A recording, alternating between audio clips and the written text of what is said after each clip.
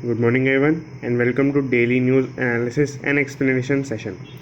आज है day 4 and date है 13 सितंबर। तो स्टार्ट करते हैं फर्स्ट न्यूज़ से। रेट्रो टैक्स सेटलमेंट गवर्नमेंट में इशू रूल्स दिस वीक। अच्छा, इससे पहले कई कमेंट्स में लोग जो सैटरडे संडे वीडियोस नहीं आए उसके लिए बोल रहे थे कि कंटिन्यू करो सीरीज़ को वापस से।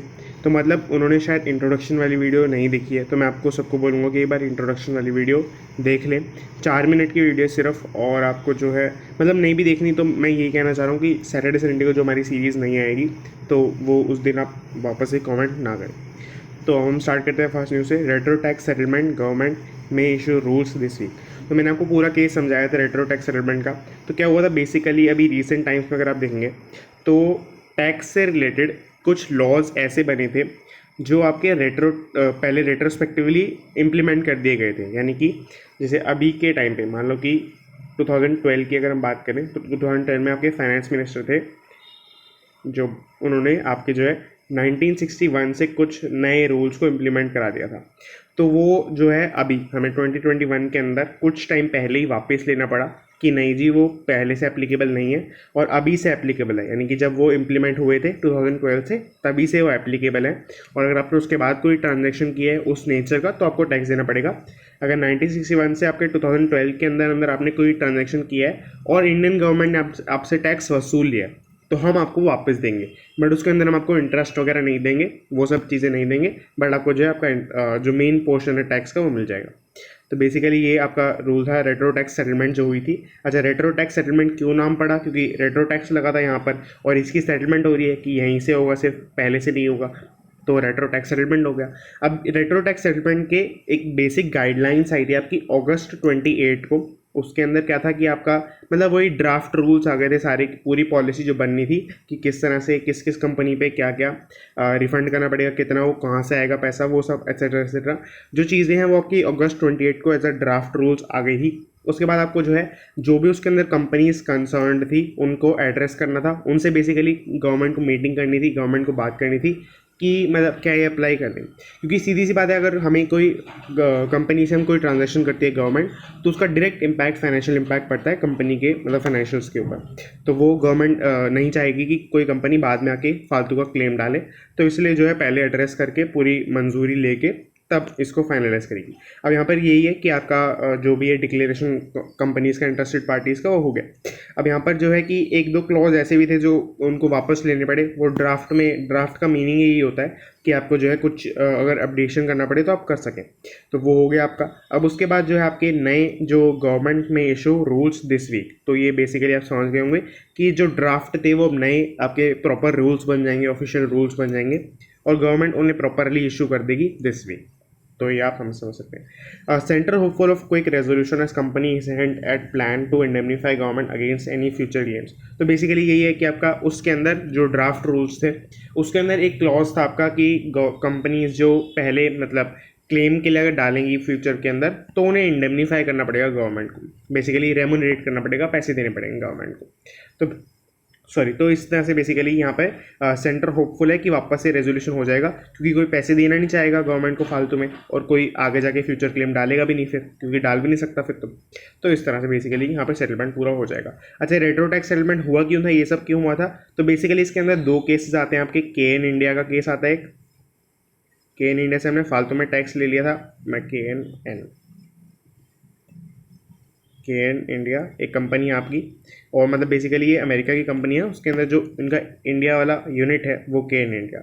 और एक बेसिकली वोडाफोन का केस था, Vodafone prior to which was Vodafone Idea, कि जब ये वोडाफोन ही था, वोडाफोन आइडिया में मर्जर नहीं हुआ था, उससे पहले एक केस था। मैंने ये वाला आपको समझाया हुआ है पहले इस वीडियो के अंदर, मैं आपको एक नीचे लिंक दे दूंगा, और अगर इसका जानना है आपको इसका भी मैं आपको लिंक दे दूंगा। वो मेरा चैनल का नहीं होगा, दूसरे चैनल का होगा, बट हालांकि मैंने जब ये समझाया था तो मैंने आपको ब्रीफ दे दिया था कि ये भी बिल्कुल लाइक कॉपी पेस्ट, कंट्रोल भी इतना मतलब सिमिलर केस है आपका।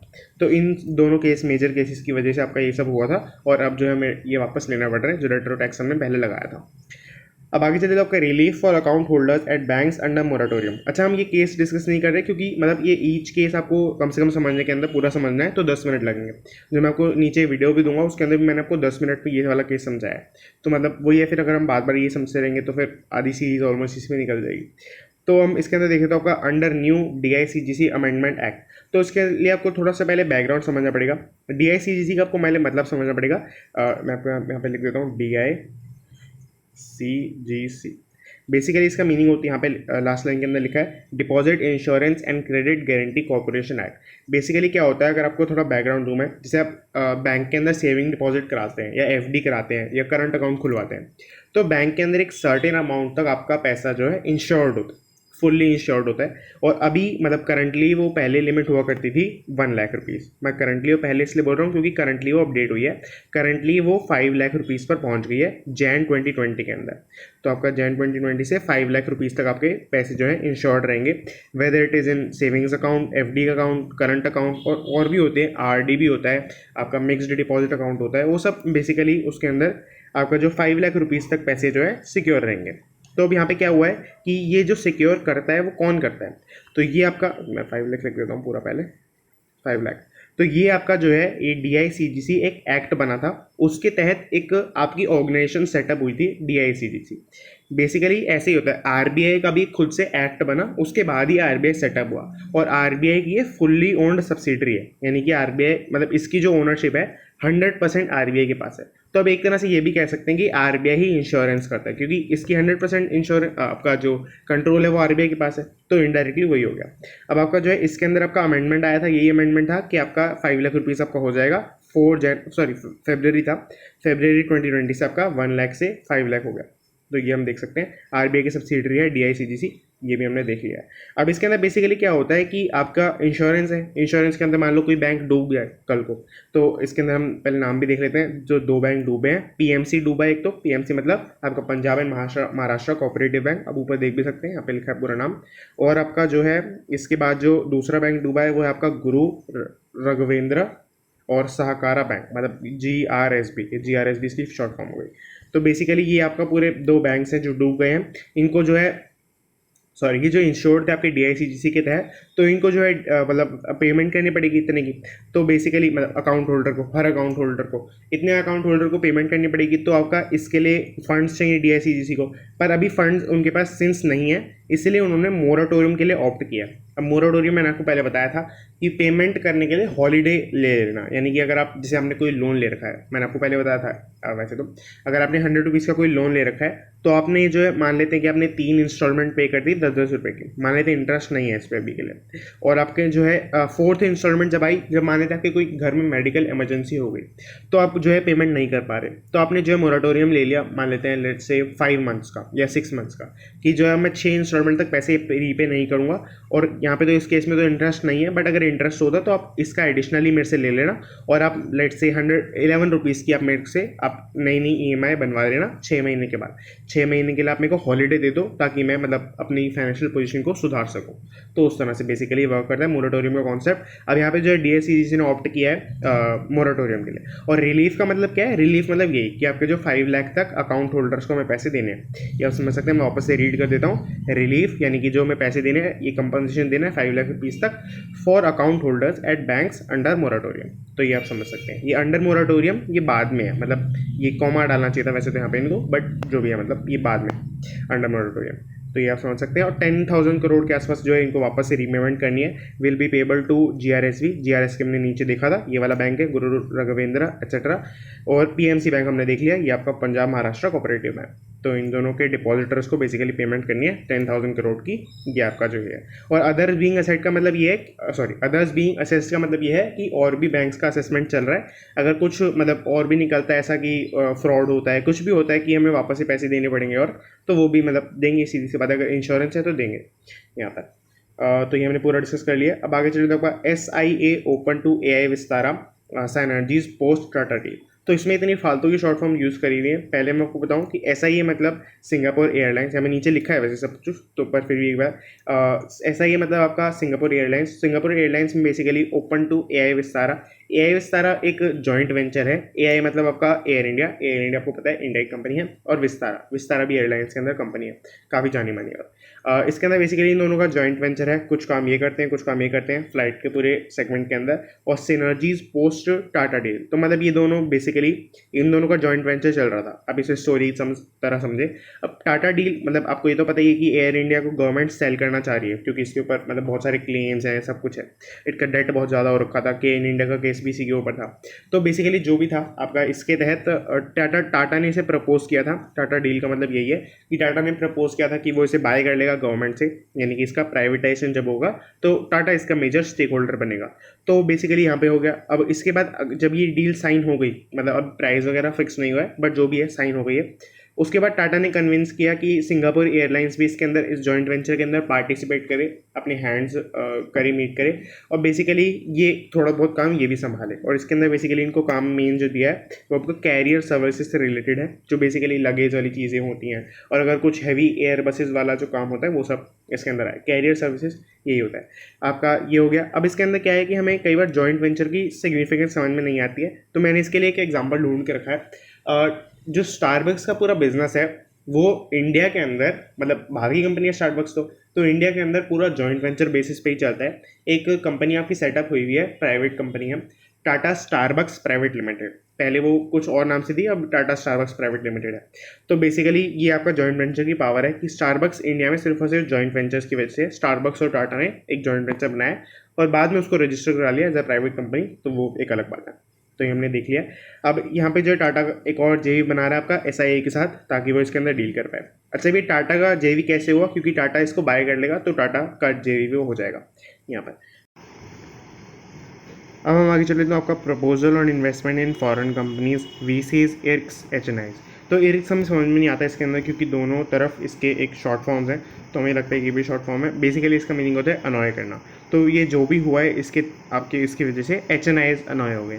एचएनआईज अगर आपको नहीं पता तो basically it means high net worth individuals. अगर आप इस वर्ड को थोड़ा ध्यान से देखेंगे तो हाई नेटवर्थ इंडिविजुअल्स, तो वो इंडिविजुअल्स जो मतलब थोड़े वेल्दी हैं, जिसके पास इन्वेस्टेबल सरप्लस एक टर्म चलती है, मतलब इन्वेस्ट करने के लिए पैसे कितने हैं, तो उसके बेसिस पर अगर हम डिवाइड करें तो एक एचएनआईज होते हैं और एक आपके रिटेल इन्वेस्टर्स होते हैं। तो बेसिकली एचएनआईज का मतलब आपको समझ सकते हैं कि जैसे मान लो कोई एक्टर्स वगैरह हो गए, तो वो आपको सबको पता ही है, जो वेल्दी इंडिविजुअल्स हैं वो बेसिकली एचएनआईज के अंदर आते हैं। अब इसके अंदर क्या हुआ, आपका जो भी रूल आया है वो क्या है वो हमें समझना ज़रूरी है। आरबीआई ने बेसिकली ये रूल निकाला है कि आप अनलिस्टेड स्टॉक्स के अंदर फॉरेन अनलिस्टेड स्टॉक्स के अंदर जो है आप किस तरह से इन्वेस्टमेंट कर सकते हैं, उसके लिए एक क्राइटेरिया होगा कि वहाँ पे कंट्रोल होना चाहिए। कंट्रोल बेसिकली किसी बॉडी का होगा, तो बॉडी क्या हो सकती है उसकी भी इन्होंने रेगुलेशंस निकाले हैं।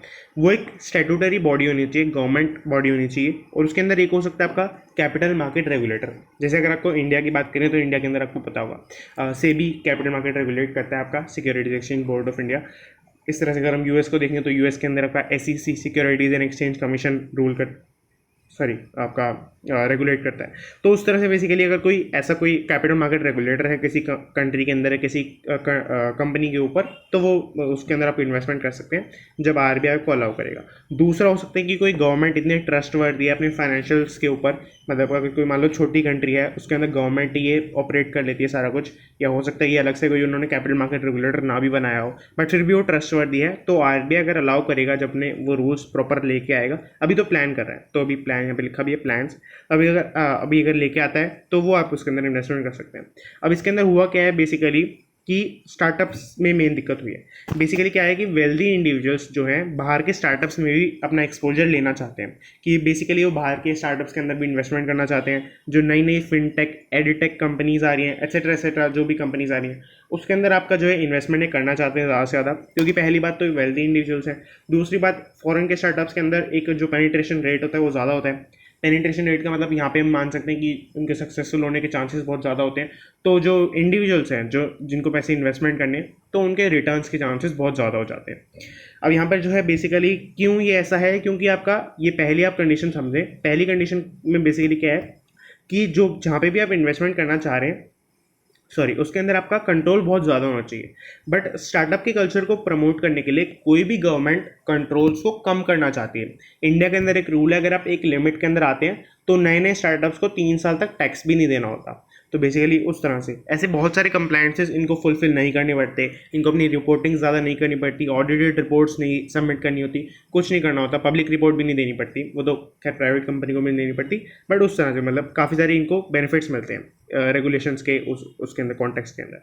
तो ऐसी अगर कंपनीज हैं जो कम रेगुलेटेड हैं उसके अंदर कोई कैसे इन्वेस्टमेंट करने देगा आरबीआई, जो बोल ही ये रहा है कि हम कंट्रोल वाली जगह पे इन्वेस्टमेंट करने देंगे आपको। तो बेसिकली इस तरह से आपका जो है वेल्दी इंडिविजुअल्स का ये इतना एक्सपोजर कम हो जाएगा जो फॉरेन स्टार्टअप्स हैं और जो फ्यूचर के अंदर बहुत ज़्यादा आने वाले हैं। सीधी सी बात है, अगर इंडिया के अंदर इतने स्टार्टअप्स का कल्चर चल रहा है तो बाहर तो मतलब एक अलग ही धूम पे चल रहा है। तो मैं पूरा कवर कर लिया। इसके अंदर आपको कोई भी डाउट हो तो पूछ सकते हैं नीचे, डीआईसी से रिलेटेड इसके अंदर आपको हो सकता है कि कुछ डाउट हो मोराटोरियम वगैरह के, तो आप नीचे जो है कमेंट कर सकते हैं, पूछ सकते हैं। नहीं तो आप एक नीचे आपको टेलीग्राम का लिंक मिलेगा तो आप उसके अंदर भी जाके देख सकते हैं। और मैं ये जो केएन टैक्स की जो वीडियो डालूंगा वो भी आप देख सकते हैं अगर आपको जो बैकग्राउंड है इसका जानना है। हालांकि मैंने आपको अभी के प्रोस्पेक्टिस से कवर कर लिया। अब इसके अंदर आपके नीचे चले तो आपका पेपर सेक्शन है, इसके अंदर कोई भी इंपॉर्टेंट न्यूज़ आपकी नहीं होती है, पर इसके अंदर आपको एक बहुत बेसिक बात पता होनी चाहिए। अगर आपको मीम समझनी है तो आपको ये बात पता होनी चाहिए, गुजरात के सीएम बन गए नए Bhupendra Patel. Out of nowhere ये आए बीजेपी के पहले कुछ कुछ छोटे मिनिस्टर ही हुआ करते थे, मतलब छोटे एक नेता आप कह सकते हैं हुआ करते थे, और सीधा ही गुजरात के चीफ मिनिस्टर बन गए। पहली बात तो ये बीजेपी है तो मतलब रूलिंग गवर्नमेंट है तो उसका कुछ भी ऐसा डिसीजन होता है मिनिस्टर से रिलेटेड तो वो इंपॉर्टेंट है। दूसरी बात एक गुजरात के मिनिस्टर है तो गुजरात एक स्पेसिफिक इंपॉर्टेंस रखता है, आप सबको पता ही है बीजेपी के किसी भी डिसीजन के अंदर। तो इतना आपको ये थोड़ा सा पता होना चाहिए, छोटा सा। अब इसके बाद हम चलते हैं, इसके बाद कोई भी काम किसी न्यूज़ नहीं है, हम कवर इसको नहीं करेंगे। अब आगे चलते हैं, आपका कंपनीज इन इकोनॉमी का सेक्शन है।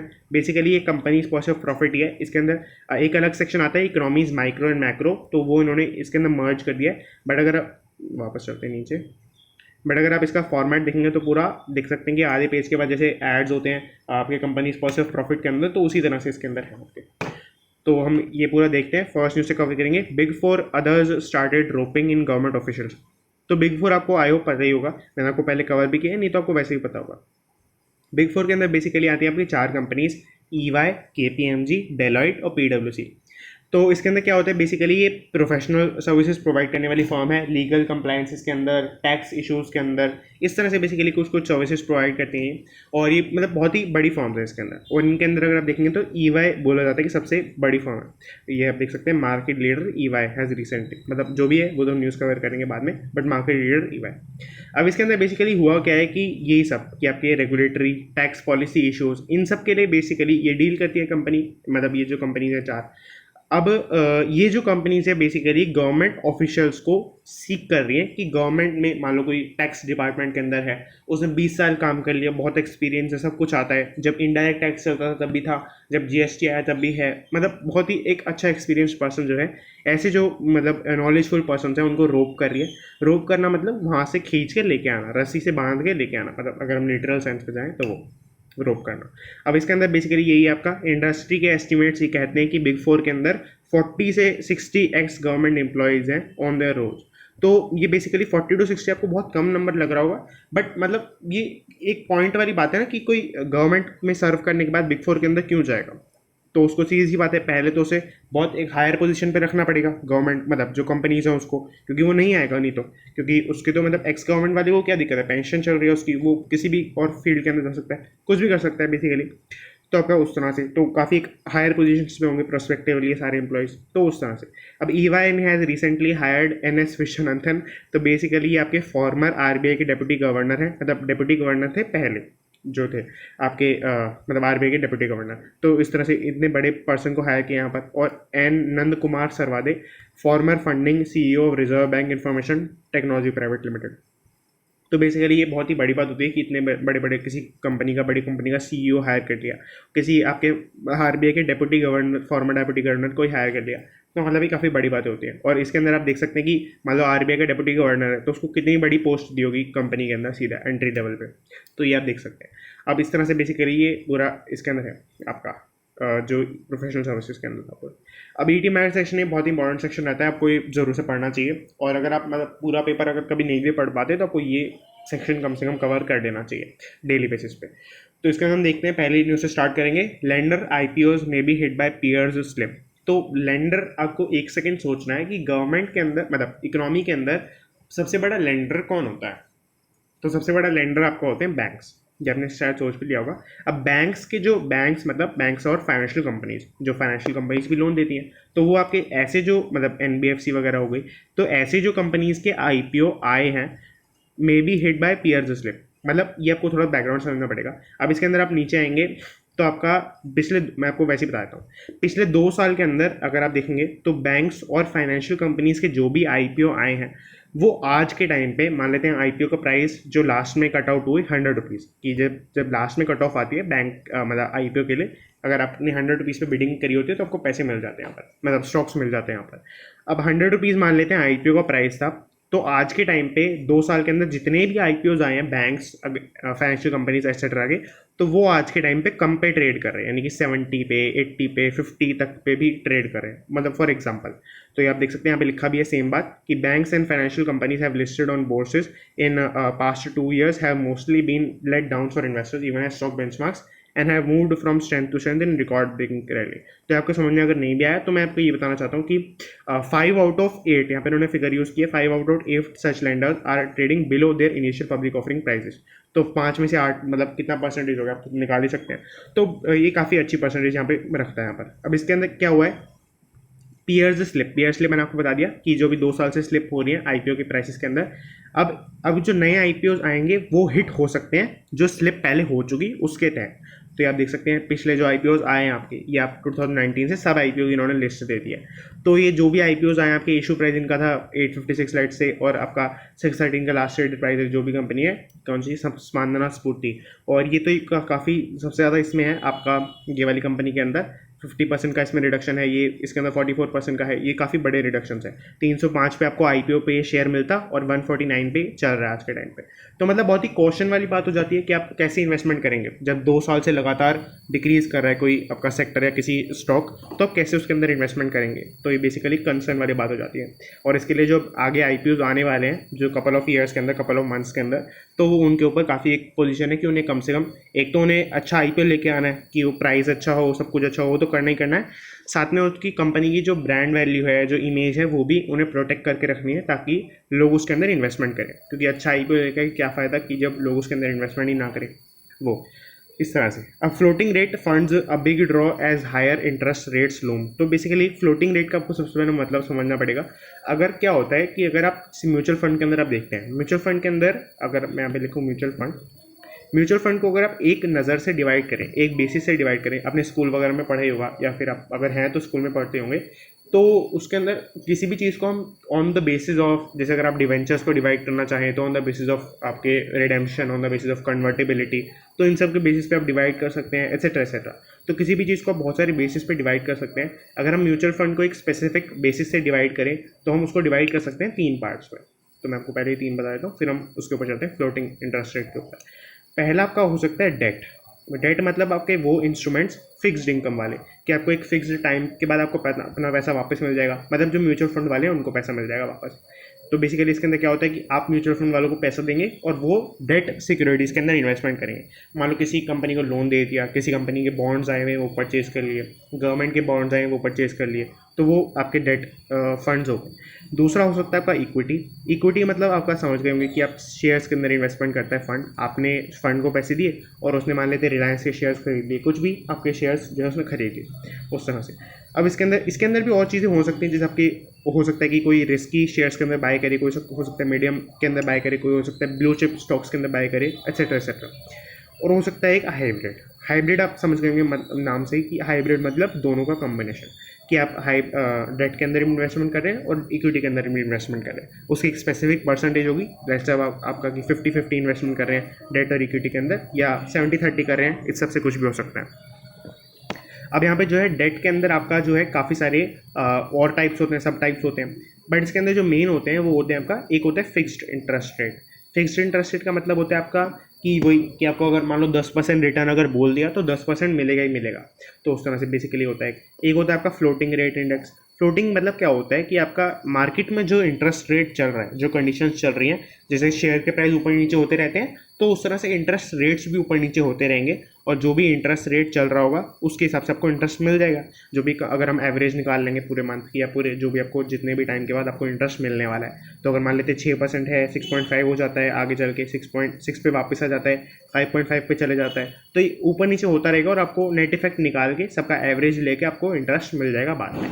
तो बेसिकली यही दोनों इंपॉर्टेंट पार्ट्स होते हैं। फ्लोटिंग रेट का आपको मतलब समझ में आ गया होगा कि एक ऐसी डेट फंड्स, ऐसी डेट सिक्योरिटीज़ जिसके अंदर आपका जो इंटरेस्ट रेट है वो फिक्स नहीं है, वो मार्केट के ऊपर डिपेंड करता है। अब यहाँ पे क्या है, बेसिकली आपका डेट म्यूचुअल फंड्स के अंदर जो फ्लोटिंग रेट रहा है उसके अंदर आपके 1 साल के रिटर्न दे रखे हैं। जो मेजर कुछ फंड्स हैं आपके जो फ्लोटिंग इंटरेस्ट रेट पे आपको सिक्योरिटीज़ प्रोवाइड करते हैं, उनके 1 साल के रिटर्न आपके एवरेज 6% है। आप देख सकते हैं कोटक फ्लोटिंग रेट है 6.62% पे, 6.49% एक्सेट्रा पे। बेसिकली इसका मतलब यहाँ पे न्यूज़ के अंदर क्या कहना चाह रहे हैं कि हायर इंटरेस्ट रेट की वजह से अब मार्केट है, मार्केट के ऊपर भी जा सकते हैं, नीचे भी जा सकता है, बट अभी के कुछ रिसेंट ट्रेंड के अंदर जो है आप देख सकते हैं गिल्ड फंड से भी काफ़ी ऊपर इंटरेस्ट दे रहे हैं आपको, जो कि फ्लोटिंग रेट वाले इंडेक्स है। तो इसके अंदर आपका इसकी वजह से आपका जो पीपल हैं वो ज़्यादा से ज़्यादा इन्वेस्टमेंट इसके अंदर कर रहे हैं। बेसिकली यही पूरी न्यूज़ के अंदर कहना चाह रहे हैं। अब यहाँ पे जो गिल्ड फंड्स की मैंने एक पॉइंट टच किया था, तो गिल्ड फंड्स होता क्या है, ये बेसिकली गवर्नमेंट सिक्योरिटीज़ के अंदर इन्वेस्टमेंट करता है। गिल्ड फंड आपका ये फ्लोटिंग रेट के अंदर इंडेक्स है, तो आप फ्लोटिंग रेट के अंदर इन्वेस्टमेंट करेगा। जैसे आपकी गवर्नमेंट सिक्योरिटीज़ क्या होती हैं, जैसे आपने अगर सुना हो कि ट्रेजरी बिल्स, तो गवर्नमेंट अपनी ट्रेजरी बिल्स निकालती है और उन्हें जैसे 1 ईयर के अंदर अंदर रीपे कर देती है, ऐसा कुछ होता है। तो बेसिकली इस तरह से ऐसी सिक्योरिटीज़ के अंदर जो गवर्नमेंट बैक्ड होती हैं उसके अंदर इन्वेस्टमेंट करते हैं। और अगर आप देखेंगे बाकी सभी से अगर आप कंपेयर करेंगे तो 9.6% का सबसे ज़्यादा हायर रिटर्न इन्होंने दिया है अभी तक गिल्ड फंड्स ने। हालांकि ये बहुत ही सेफ है, क्योंकि आप देखते हैं गवर्नमेंट है तो गवर्नमेंट मतलब कोई सेकेंड थॉट नहीं है उसके बारे में, ये सबसे सेफ फंड है आपका। तो गिल्ड फंड्स होते हैं। अब हमने पूरी न्यूज़ इसके अंदर कवर कर लिया। अगर आपको इसके अंदर भी कोई भी डाउट हो तो आप नीचे कमेंट में बता सकते हैं। ये हमने पूरा कवर कर लिया। ये M-Fine का आपको अगर इसके बारे में जाना है तो गूगल कर सकते हैं। आपको विकीपीडिया का एक आर्टिकल मैं नीचे आपको लिंक भी कर दूंगा, क्योंकि बहुत ही बेसिक थी इसकी ओनरशिप वगैरह, तो मैंने आपको कवर इसलिए नहीं किया। अब हम आगे चले तो आपका निफ्टी कैन हेड टू 17,800। तो निफ्टी मतलब आप देखेंगे ऊपर जाता ही जा रहा है और काफ़ी सारे प्रेडिक्शंस ये आ रहे हैं कि 18,200 के आसपास से जा सकता है। आपके सितंबर के बाद अक्टूबर आएगा, अक्टूबर फर्स्ट वीक के अंदर मतलब ये आपका 18,200 के आसपास रह सकता है। तो ये काफ़ी सारे प्रेडिक्शंस आ रहे हैं आपके। ये बेसिकली सारे प्रेडिक्शंस जो होते हैं वो चार्ट्स के बेसिस पे होते हैं। टेक्निकल एनालिसिस बोलते हैं कि जैसे आपका निफ्टी का चार्ट जो भी चल रहा है उसके बेसिस पे आप ट्रेंड्स निकालेंगे, तो उसके ट्रेंड्स के बेसिस पे आप बताएंगे कि कितना जा सकता है, एट्सेट्रा एट्सेट्रा। तो वो basically Nifty can head to 17,800। ये बेसिकली इस मंथ के एंड तक है और अगले मंथ के फर्स्ट वीक के अंदर 18,200 पे जा सकता है। तो ये आप इसको देख सकते हैं इस तरह से। आप ये काफ़ी सारे लोग हैं, इन्होंने ये प्रोफेशनल्स हैं अपनी फील्ड के अंदर। आपके काफ़ी सारे जो इन्वेस्टमेंट के ऐप्स होते हैं, जैसे आपके जीरोधा है, ग्रो है, ये इंडिया चार्ट्स वाले हैं, जो भी लेस नोन भी हो सकते हैं थोड़े बहुत, तो उसके जो फाउंडर्स वगैरह हैं जो इन्वेस्टमेंट के अंदर काफ़ी सारे मतलब टाइम से काम कर रहे हैं एक्सेट्रा, उन्होंने ये अपनी प्रेडिक्शन यहाँ पे दी है। Sansera's growth prospects new area focus make IPO good bet. तो बेसिकली सनसेरा का IPO आने वाला है आपका, Sansera engineering maker of precision forge etcetera. ये पढ़ सकते हैं पूरा आप यहाँ पे। एक इन्होंने जो बाकी डिटेल्स हैं वो भी दे रखी हैं आपकी। 734 से 744 का प्राइस बैंड है, तो आपको 20 शेयर्स के आसपास आपका बिड लॉट साइज रहेगा। तो बेसिकली अगर आप मल्टीप्लाई करते हैं तो आपका ऑलमोस्ट 14,000 के आसपास ये आ जाता है। तो अगर आपको वैसे भी मैं बताऊं तो 14,000 से 50,000 एक रेंज रहती है अगर आपको मिनिमम इन्वेस्टमेंट देखनी है एक IPO के अंदर, जो कि काफ़ी इंपॉर्टेंट फैक्टर रहता है, क्योंकि हम सोच तो लेते हैं कि IPO के अंदर इन्वेस्टमेंट करनी है, बट इतनी कॉस्ट मतलब ऑब्वियसली अगर आप ट्रस्ट नहीं करते किसी कंपनी के ऊपर तो आप नहीं कर सकते। September 14 से September 16 तक आपका ओपन रहेगा IPO, यानी कि आपका रफली कल से लेकर आपका September 16 तक।